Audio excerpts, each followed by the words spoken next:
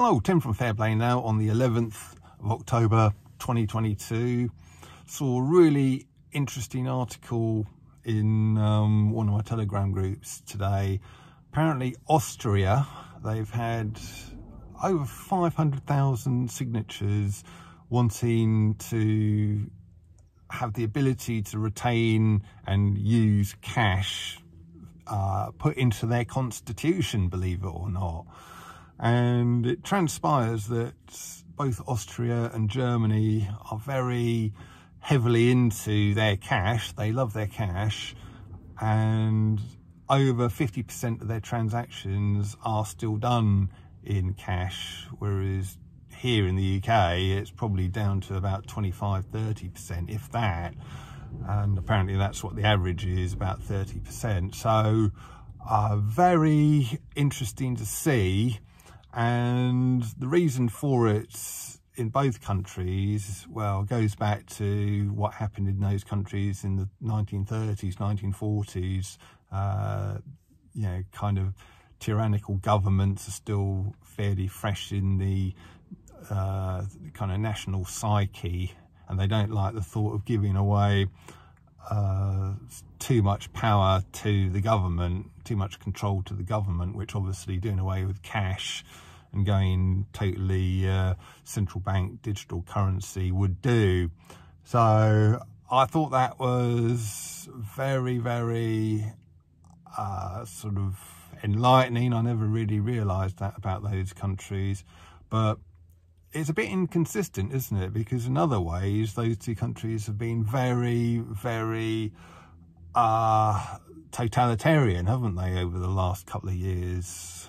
Austria introduced the V mandate, where you're going to have to pay fines if you didn't go along and get the thing. Luckily, they've gone back on that.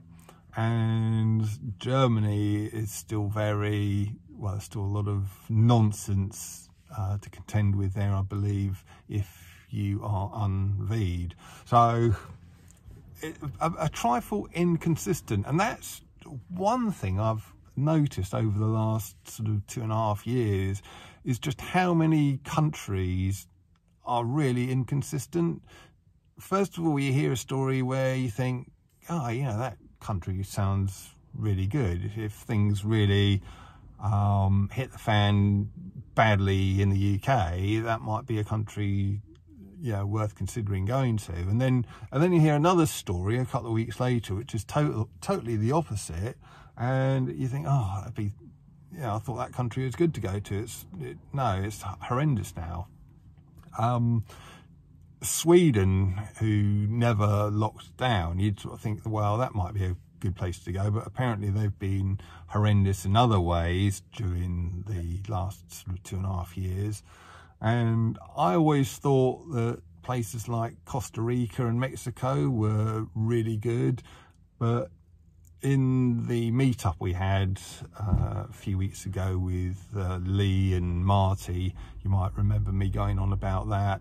There was a lady there from Costa Rica. Hello to you if you're watching. But she said that she was so glad that she was in England during these last 2.5 years and not in Costa Rica, because apparently they've it's been a nightmare there. And I thought, well, you know, I thought I'd seen things where Costa Rica wasn't too bad. So there's inconsistencies there, but she was saying, and she should know, being Costa Rican, that no, it wasn't very good at all. And then when I was talking to her, I said, well, how about Mexico? And she said, well, they're okay, but they're very much into their over there. And although, to be fair, I think that's only certain parts of Mexico rather than the whole place. But you know, and then you just hear so many other stories of so many other countries where you think, oh, well, that place might not be too bad, this place might not be too bad, or that place is horrendous. And well, you know, then it becomes not horrendous, then it goes to being horrendous again. And another subscriber, a guy from Ireland, I won't mention his name because he doesn't like that, but even his first name, but I think he'll know who he is, so hello. But he was saying to me that in China, they actually declared the lurgy-demic over in, get this, May of 2020. So you think, well, that's good, but they've had all of these horrendous lockdowns in the likes of Shanghai and wherever else they were doing them a lot more recently than that.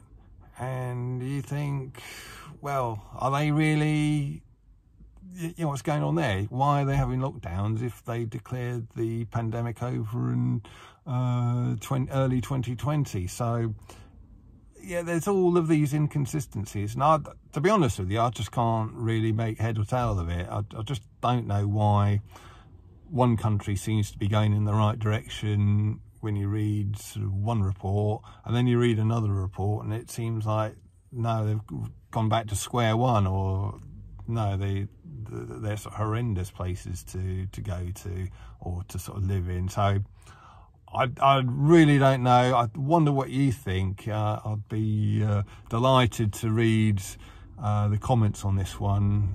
Why is it that you think these countries are so inconsistent? You know, 1 minute they seem okay, 1 minute, next minute they're not. So please feel free to leave a comment in the comment section below, and it'll be good. I know we've had this Operation Lockstep, as it's called, where all of these countries have seemingly gone in the same direction, done the same thing. But there have been countries which have gone against that, and they seem like good places to go to. And then you, as I say, you then read another article where they seem to rejoin the lockstep again. So it's not quite lockstep, is it?